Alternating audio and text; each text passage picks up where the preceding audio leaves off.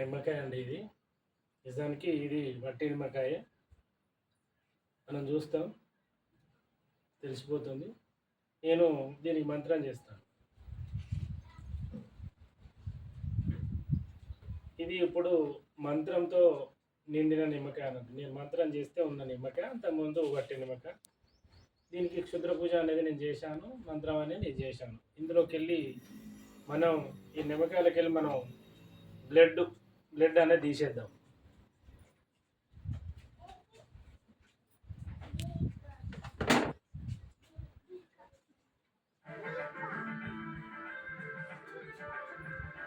ఈ విధంగా బ్లడ్ వచ్చేసి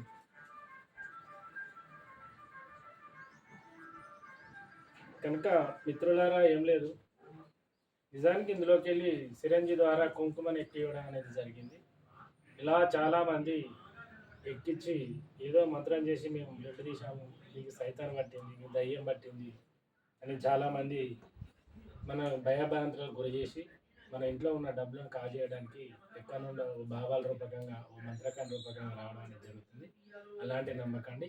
ఇలా చేయడానికి గల కారణం ఏంటంటే, మనం ఖమ్మం డిస్టిక్ చూసినట్లయితే పిల్లలు కాలేదని ఒక దంపతులు జాతకం చూపించుకుంటే అక్కడ ఉన్న బాబా ఏం చేసేదంటే కోడి పిల్లని మింగుకున్నాడు.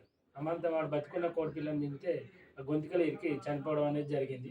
అతడు చనిపోయిన తర్వాత బతుకున్న కోడిపిల్ల ఆ గొంతుకులో ఇరికిన కోడిపిల్ల బతికి బయటకు వచ్చింది. ఇంత అమానుషం, ఇంత మూఢత్వం, ఇంత మూఢనమ్మకం ఇంకా కూడా ఈ ప్రపంచంలో ఉన్నది అని అంటే అంతకన్నా మనం ఏం చేస్తుంది, మనం ఏం చేయగలుగుతాం చెప్పండి? ఇంకెంతమందిని ఎన్ని రకాలుగా ఇంత ఎడ్యుకేషన్ వచ్చింది, చదువు వచ్చింది, అందరూ చూస్తున్నాం. అయినా కూడా పిల్లలు పుట్టకపోవడానికి కారణం మనం హాస్పిటల్ వెళ్ళి ఇది భార్యాభర్తలు ఇద్దరు చూపించుకోవాలి. కానీ వాడేవాడో జాతకని చెప్పిండని ఈ కోడిపిల్లని మింగిండు అని అంటే అంతకన్నా మూర్ఖత్వం అనేది ఎక్కడ ఉండేది. అది ఒకటే కాదు, చాలామంది ఇలా మోసపోతున్నారు, మోసం చేస్తున్నారు.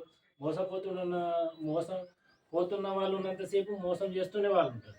దయచేసి ఇలాంటి నమ్మొద్దు. ఇదంతా వాటి ఉదంతాలే. ఇలాంటి మ్యాజిక్లో ప్రతిదీ సాధ్యమే, ఏదైనా చేయొచ్చు. ఇదే కాదు, ఇంకా ఎన్నో ఉన్నాయి, ఇలాంటి ఎన్నో ఉంటాయి. కనుక ఇప్పటి నుండి మీరు రియలైజ్ కాండి, మీరు ఆలోచించండి. సత్యం ఏంటిది? అసలు రక్తం కళ్ళకి ఎట్లా వస్తుంది? దీని మీద బల ప్రయోగం చేయండి, నిమ్మకాయ మీకు లేవదు.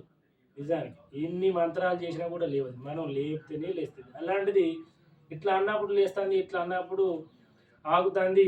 ఇందులోకి వెళ్ళి మన బ్లడ్ ఎక్కడ ఉంటుంది? బ్లడ్లోనే ఉంటుంది. కానీ నిమ్మకాయలకి ఎట్లా వస్తుంది? ఈ ఒక సత్యాన్ని మనం గ్రహించాలి.